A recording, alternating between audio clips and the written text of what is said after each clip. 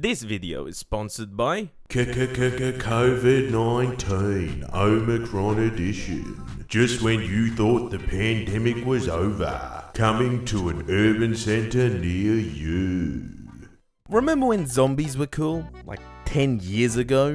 I don't think it's particularly controversial to say that the zombie craze has well and truly died out in video games, after being replaced with the every game is Minecraft era that started in the early 2010s. So why is it that Project Zomboid, the rather obscure early access title that originally launched back in 2013 about a craze that hasn't been popular for years, has exploded in popularity over the last month or so? Well, it'd be hard to argue that the long-awaited release of multiplayer certainly hasn't helped to draw the crowds in, but I know why I've been pumping some serious hours into Project Zomboid. Because it's the best damn zombie game there is. I'm sorry Gabe, I know I'm a big old Valve fanboy, I still love me some Left 4 Dead, but Zomboid takes the cake. Unlike much of the genre, this isn't just a game about zombie head-busting action. It's about what it would genuinely be like for an everyday idiot to try and survive a zombie apocalypse. Now, I do want to say that I haven't just completely jumped on the Zomboid multiplayer hype. I actually bought it around midway through last year during the Build 41 beta after having it on my Steam wishlist for several years, though I have been playing a hell of a lot of this game since the recent update. And I also understand that it's a game that's been in early access hell for an awful long time, but in its current state, Zomboid is already an absolute gem, and is well deserving of all the attention it has been getting as of late. If you've never played or seen Zomboid before, it's an open-ended survival sandbox game that's almost roguelike in nature. You'll tend to lose a lot of characters before you really ever get going, and you'll take that expertise with you into your next run. Set in the 90s during, unsurprisingly, a zombie outbreak, it takes place in the Exclusion Zone in Knox County, a frankly massive map that's based on the areas near Fort Knox in real-life northern Kentucky. The map has several urban, rural and wilderness areas, with the bulk of the main antagonists, your undead friends, being centered around more densely populated areas of the map. But zombies are not the only threat to your existence. You need to manage your hunger, thirst, sleep, exhaustion, body temperature, weight, health, happiness, stress, boredom and many other things to ensure that you survive for as long as you can. And the game has some rather in-depth systems for some of these as well. The gameplay in Zomboid revolves around many different things. To begin with, you'll find yourself scavenging for food or fighting off little groups of zombies, though later on you can find yourself growing crops, foraging for food in the wilds, and being a little more adventurous with your looting trips. But the big thing to understand about Zomboid is that it is not a story of triumph. It's not a game about superhuman survivors that cut down zombies in massive droves that are perfectly immune to the zombie virus that has ravaged the world. From the very start, the game makes a point of telling you that there is no hope of survival. This is how you died. I would say that the most common thing that you'll be feeling while playing Zomboid is a constant feeling of dread, as if something terrible is about to happen. And honestly, for a game like this, that's a good feeling to have, because staying vigilant at all times is important. All it takes is a lapse of concentration or an extra risk that didn't need to be taken to end a run. The importance of being vigilant is further embellished by the game's line of sight system, as well as keeping an ear out for noise, as you will often be able to hear zombies before you see them, whether that's the sound of an idle zombie moaning nearby or a zombie thumping on a window or door. Death is a fairly common occurrence, especially for newer players, and that's not to say that you will always die to zombies. You can sure as hell die from exposure or by eating something poisonous, but more often than not you will find your end at the hands and mouths of the ravenous horde. Zombies find strength in numbers, and while you might be able to deal with them on their own or in small groups quite easily, when faced with a crowd of them, things can go south very quickly. They also have an annoying habit of coming out from behind trees and closed doors to surprise you, and the game also makes sure to throw in a nice little jump scare noise to really hit it home. Should a zombie get too close, it will have a chance to do some damage to you, or worse, drag you down or trip you over to let more of their friends at you as well. And unless you're lucky enough for your character to automatically push them off, it will come in the form of scratches, lacerations and bites, also dependent on what part of the body it hits and how well defended it is by your clothing.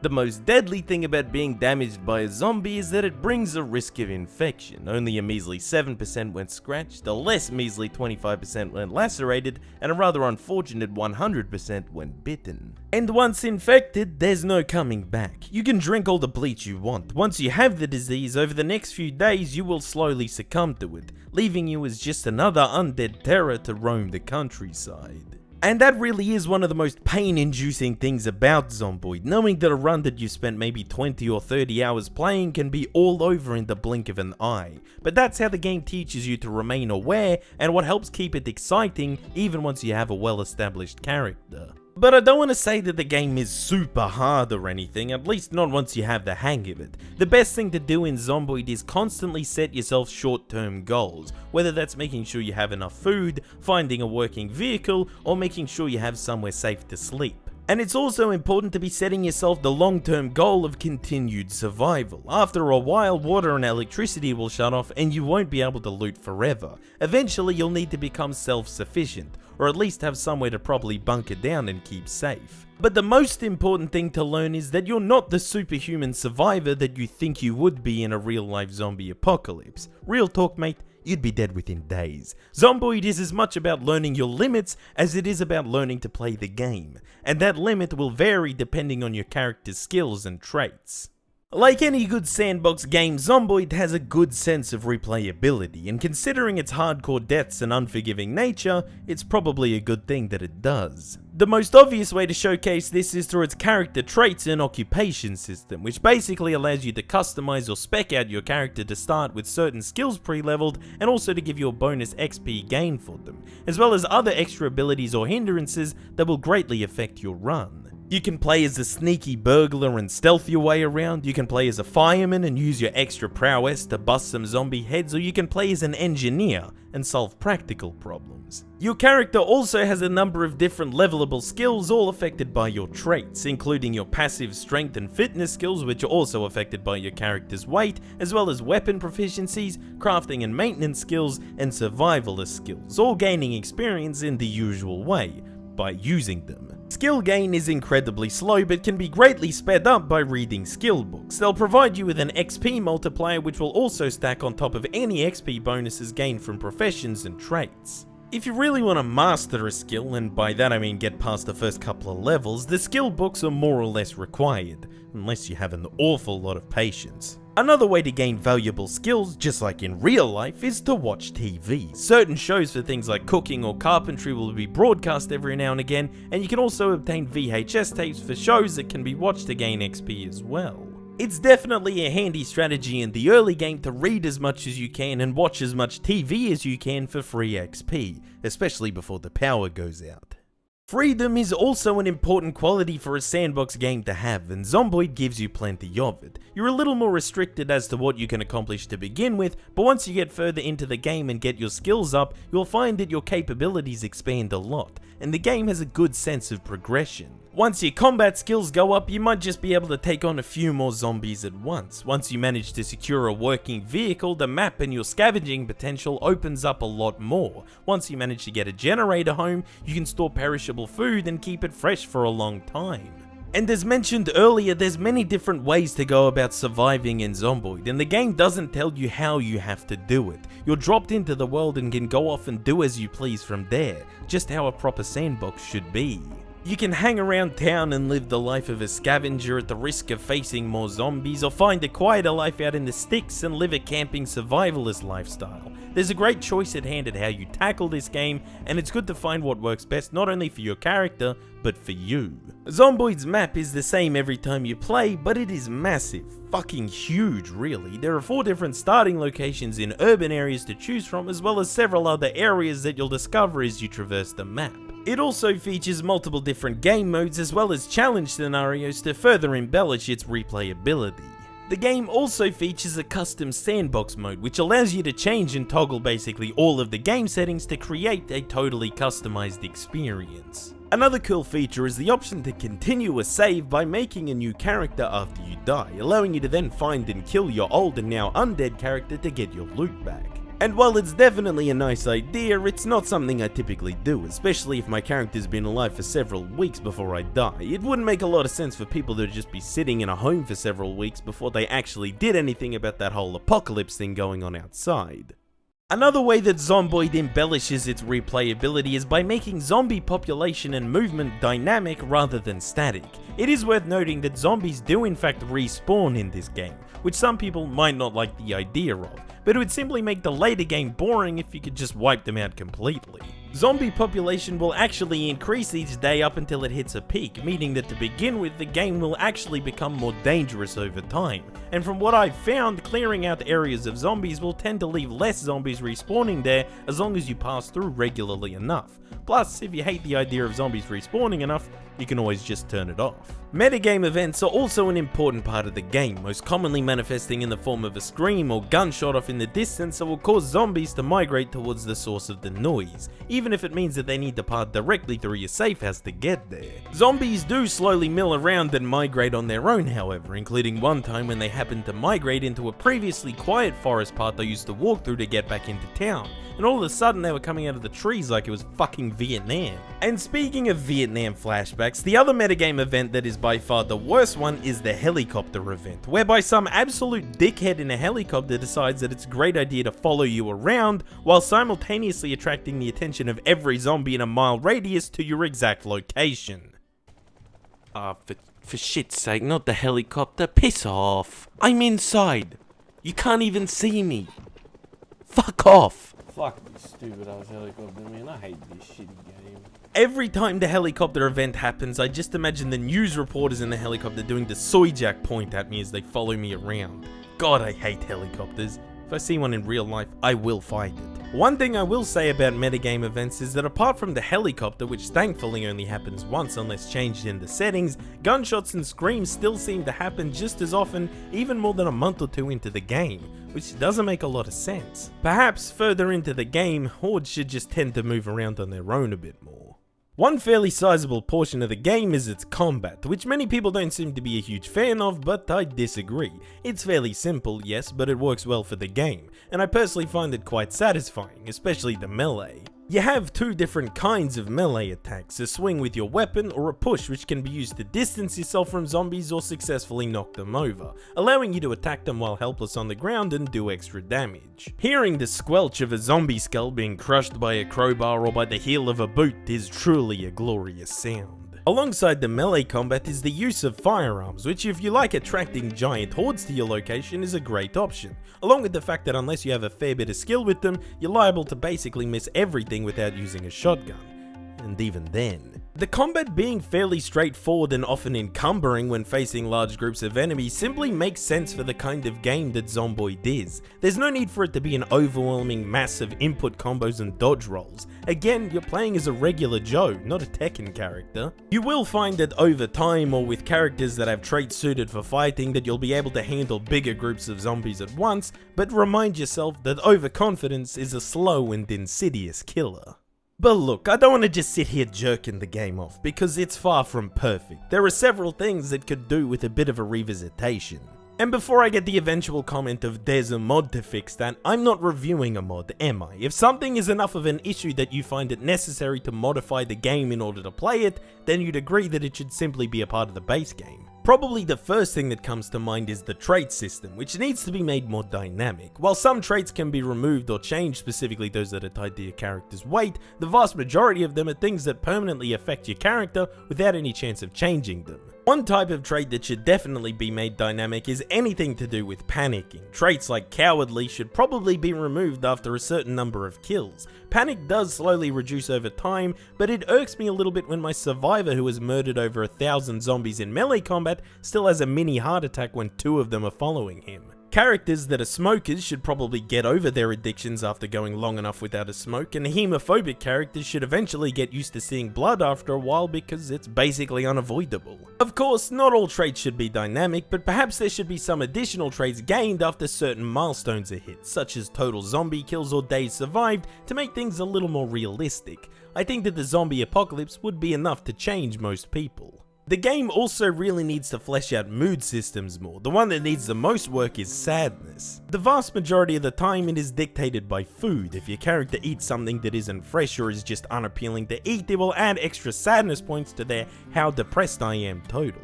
Yes, sadness is also affected by things like stress or boredom, but I often find that what makes me sad is just having to eat canned beans like they're so terrible or something. Maybe my character should come to terms with the fact that they're in the literal apocalypse and get the fuck over it. The easiest way to remove sadness is just to pop some antidepressants or read a book, which is exactly how it works in real life. You can also eat happy-inducing foods like chips or soda, which, as any dietitian will tell you, subsisting only on high sugar and calorie foods will definitely improve your mood in the long run. I think that sadness should be more affected by things like whether your character gets enough exercise, whether they take actions that suit their traits, or whether they suffer trauma. And I think that when NPC interaction is properly implemented, things like losing a fellow survivor could prove to really overhaul how sadness works, because for now it's a rather shallow mechanic.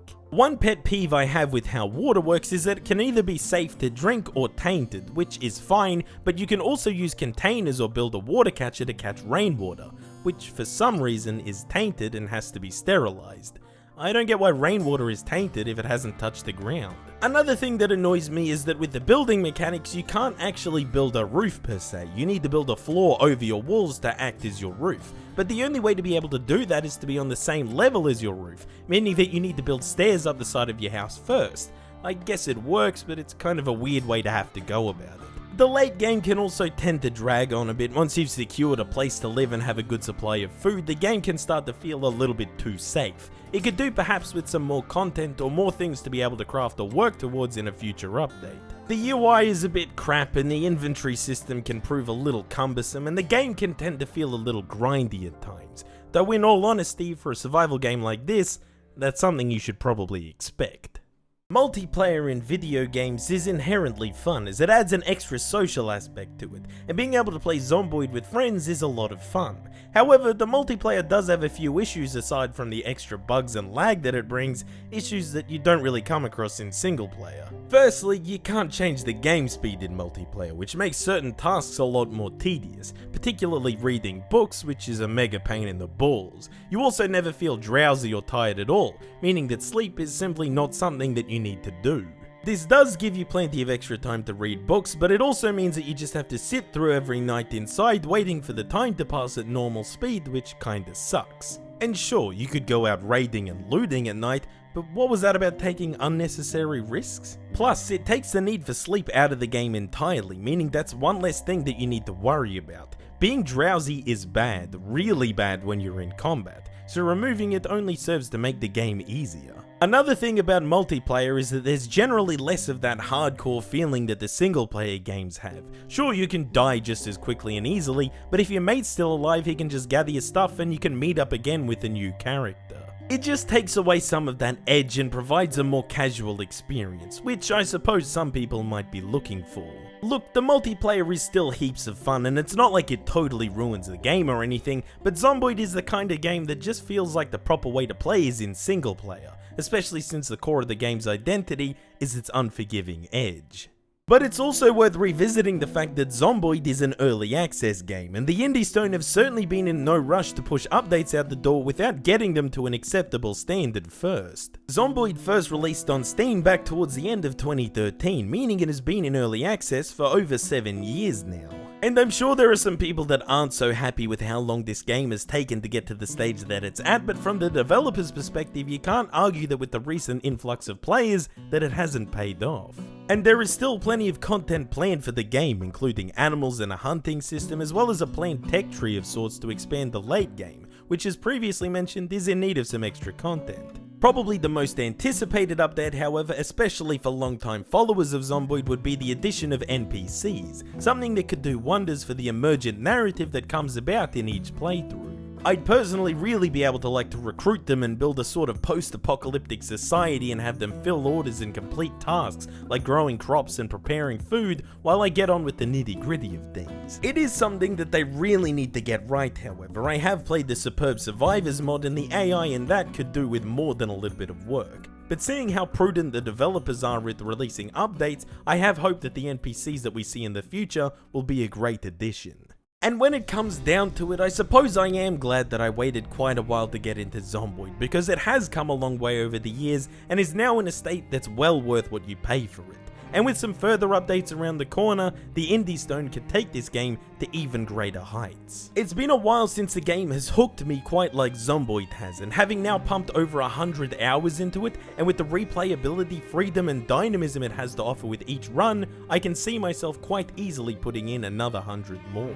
If you're considering getting Zomboid for multiplayer but don't have anyone to play with, then I would wholeheartedly recommend getting it anyway for its single player. If you're partial to games like Kenshi, then I reckon that this is a game that you would have a great time with. Because like I said, this is the best zombie game, and if you're sick of games treating you like an almighty demigod-like figure that would survive through nuclear Armageddon, let alone a zombie apocalypse, then it's time you gave Project Zomboid a go.